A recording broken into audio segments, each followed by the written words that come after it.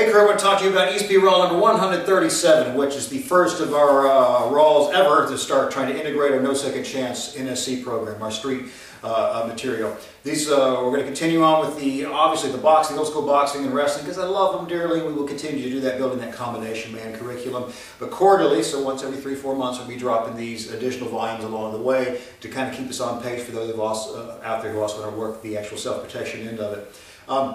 This first volume we're going to work on 137 is 200 plus drills on working dry fire weapon access. When we say dry fire, yes, that's going to be talking about both your carry handgun, but it can also be for your tactical folder, your collapsible baton, your fixed blade, it doesn't matter. We're talking about making sure that you can work the grip, the pivot, maneuvering yourself around, orienting around the weapon rather than placing your weapon, making sure that you can work against inertial forces. You can find this weapon in all sorts of different circumstances. We'll have tons of these drills down the line, but already at 200 plus, you can tell how nitpicky and meticulous we're going to be, because again, we want you to get things right when everything's going wrong. Now, whenever it comes to the gear that you're going to need for this particular piece of material, whatever you carry or wear, that's what you're going to have. I don't want you to run out and grab something special. If you don't carry a pistol already, but you do carry a tactical folder, boom, we're going to have material on there for you. If you do carry the pistol, material there for you. Collapsible baton, material there for you. Fixed blade, what have you. Carry all of them, material there for you. We're going to send along that 5-page outline as well, so you can also track all these drills as we're running down the line. Again, being a gear agnostic means I'm not going to give you a recommendation on any of these things, except I'm going to give you, well, really 4 broad points, 3 primaries, and 1 other small tertiary, small point on a tactical folder. We're going to make sure we're having a blade that is not a utility blade, meaning a work blade. If it's a work blade, it doesn't have to meet any of these qualifications, these standards I'm talking about. But for a tactical folder, something that you want to work for you under stress, then this is mighty important. Again, this isn't a product endorsement here. The one I carry is a Smith & Wesson special SWAT tactical folder here. I like the, it's not an endorsement. Yeah, I love the blade.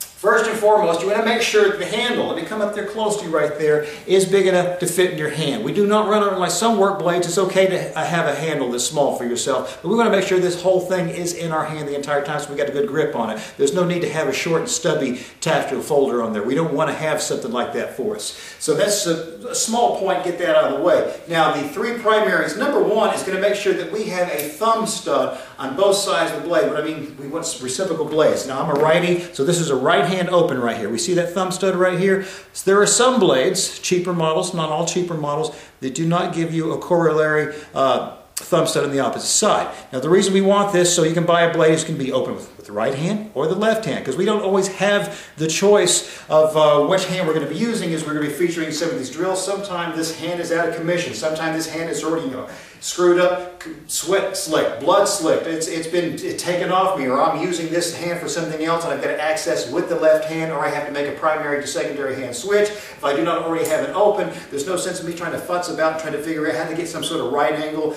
index or ring finger opening with the blade. So I want to have that thumb stud, both sides, mirror thumb studs. That is a primary point number 1. The next one is to make sure that your handle has any sort of corrugation line. This one happens to have the opening along the handle itself, but you see there's actual long grooves opening along the handle here. These can just be actually a series of rugged grooves, almost like a sandpaper texture in some cases, but something that makes sure that whenever you're hanging on the blade, your finger pads can get a good grip on it.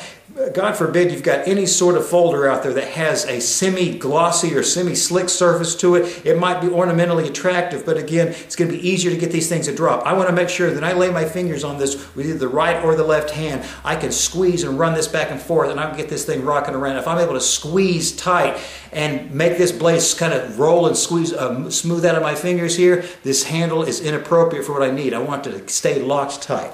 Now, the last point we want to talk about when you're selecting this folder here, and again, like I said, I'm agnostic on everything else, and even agnostic on brain names, but as long as we have these 3 main points, so we want to make sure you're going to know this right as soon as out of the box at the knife shop. Your thumb studs are working the way you want them to work. We want to make sure that you're working with the thumb moving forward, so the blade opens forward. Your thumb should never be pushing in a right angle to the blade. So what I'm saying, I'm bringing this thing up close right here.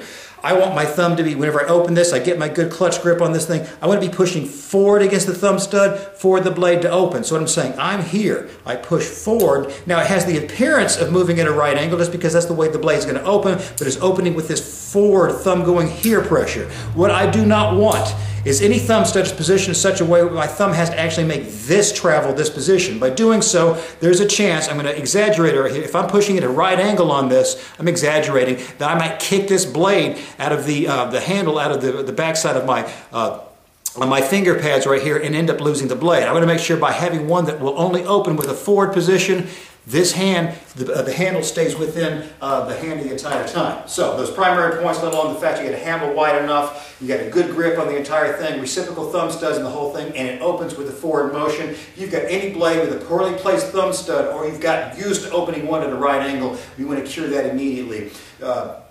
Because what you got there is you got a work blade, you got a utility blade. We're going to make sure that you've got one that's going to serve you well if the stuff ever hits the fan, God forbid. Hopefully you never need any of the drills we use on this sort of thing.